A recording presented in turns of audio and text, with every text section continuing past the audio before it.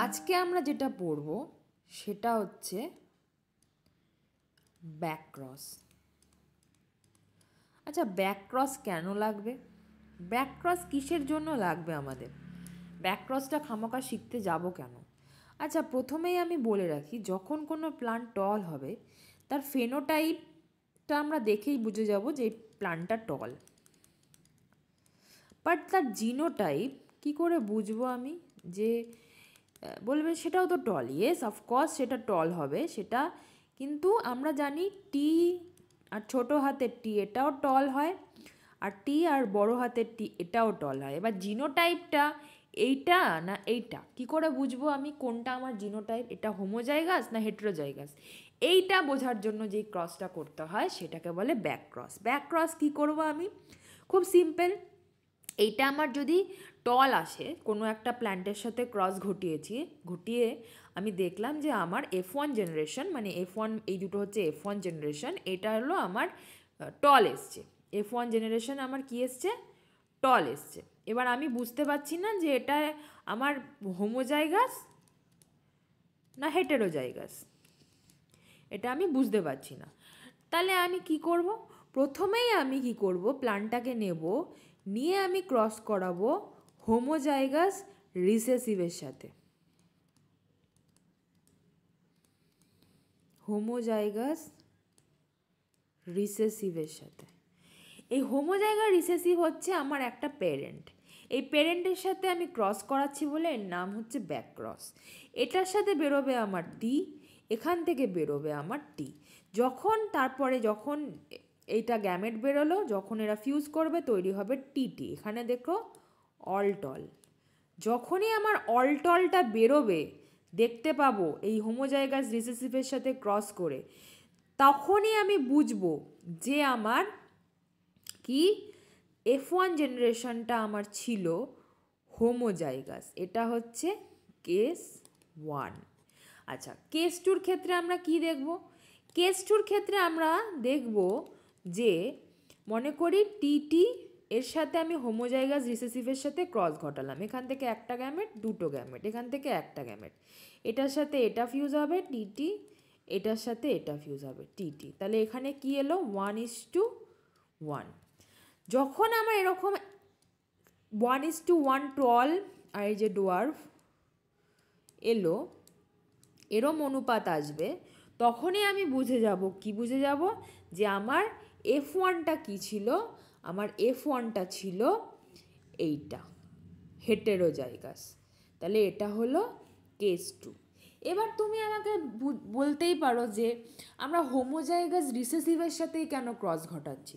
আমরা কেন হোমোজাইগাস ডমিনেন্টের সাথে ক্রস ঘটাচ্ছি না? ভালো করে বোঝো, হোমোজাইগাস ডমিনেন্টের সাথে তুমি যখন ক্রস ঘটাবে, মনে করো তোমার টিটি হচ্ছে তোমার F1-এ, আর তুমি যখন হোমোজাইগাস ডমিনেন্টের সাথে ক্রস ঘটাবে তখন F1 জেনারেশন থেকে যখন আমার এটা আসবে এখান থেকে, তাহলে এটা অলটল আসবে, এটা তুমি বুঝে গেলে। বাট তুমি যখন হোমোজাইগাস রিসেসিভের সাথে হোমোজাইগাস ডমিনেন্টের সাথে আর একটাকেও ক্রস ঘটাবে, মানে হেটেরোজাইগাসকেও ক্রস ঘটাবে, তখনও তুমি দেখবে যে সব কটাই কিন্তু ডমিনেন্ট আসছে, অলটল, সবই কিন্তু অলটল আসছে। মানে এটাকেও এটাকে ডমিনেন্ট করে দিচ্ছে, তাহলে এটা আর এটা তো রয়েইছে। তাহলে এখানে সেই কারণেই আমরা কি হোমোজাইগাস রিসেসিভের সাথে ক্রস ঘটাই। আর একটা কথা, এই যে আমরা কেস 2টা করলাম, কেস 1টা করলাম, এই টোটাল ক্রসটাকে আমার বলছে, কি বলছে? Test cross. আর এই যে আমি এর সাথে করলাম, তোমার হোমোজাইগাস ডমিনেন্টের সাথে করলাম, এটাকে বলছে আউট ক্রস। ঠিক আছে? আচ্ছা, আজকের কনসেপ্টটা যদি তোমাদের ক্লিয়ার হয়ে থাকে, তাহলে এবার আমরা একটু নোটে যাব, নোটে গিয়ে দেখব যে কি কি আমি ওখানে দিয়ে রেখেছি, তারপর আমরা শেষ করব আজকের লেকচারটাকে। ঠিক আছে, চলো নোটটা দেখে নিই।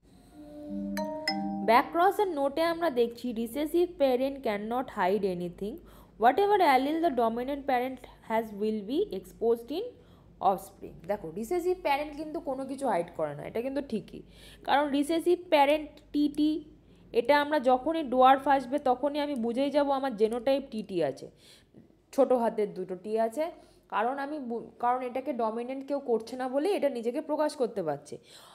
এবার আমি এটা বুঝতে পারি না যখন জিনোটাইপ টল হবে তখন সেটা টিটি আছে না কি বড় হাতের ডবল টি, দুটো হেটেরোজাইগাস আছে না হোমোজাইগাস আছে, সেটা প্রুভ করতে আমাদের ব্যাকক্রসটা করতে হয়।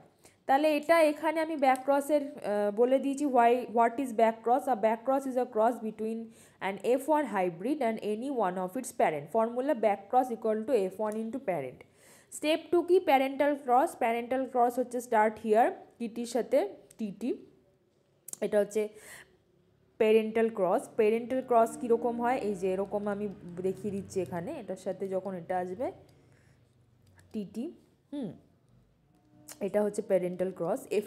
F2 হচ্ছে অল অফস্প্রিং টল হবে, এটা আমি দেখেছি টল। এবার dominant trait appear. Step 3 back cross. 2 possibilities হতে পারে আমার, একটা আমার আসতে পারে কি এইটা, আর একটা আমার আসতে পারে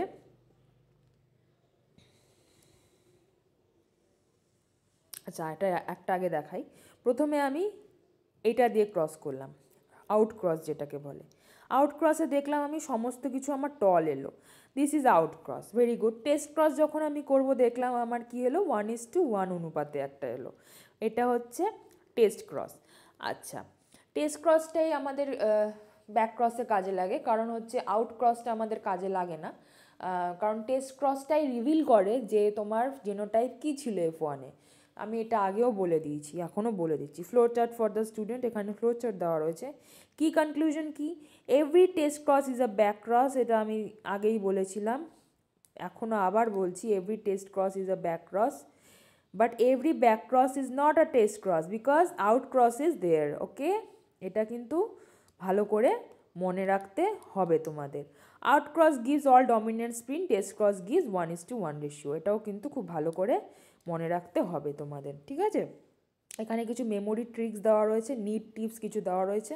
ঠিক আছে, এগুলো তোমাদের মনে রাখতে হবে। শুধু এইটুকু মনে রাখবে, জিনোটাইপ আইডেন্টিফিকেশনে আমাদের টেস্ট ক্রস কাজে লাগে, মেনটেনিটেটে আউট ক্রস কাজে লাগে। যদি তোমাদের কোনো রকম টল প্লান্টসই লাগবে তো পরের জেনারেশনে, তখন তোমরা আউট ক্রস করতে পারো। ঠিক আছে, তো এটাই হচ্ছে আমার আজকের নোট। তোমাদের ভালো লাগলে আমার চ্যানেলটিকে সাবস্ক্রাইব করে দিও, আর যদি তোমাদের এই নোটগুলো লাগলে আমাকে তোমরা টেলিগ্রাম চ্যানেলে আমাকে ফলো করতে পারো, আমি এই নোটগুলো ওখানে শেয়ার করে দেবো। ঠিক আছে, এই পিডিএফগুলো আমি শেয়ার করে দেবো। Thank you so much students, by.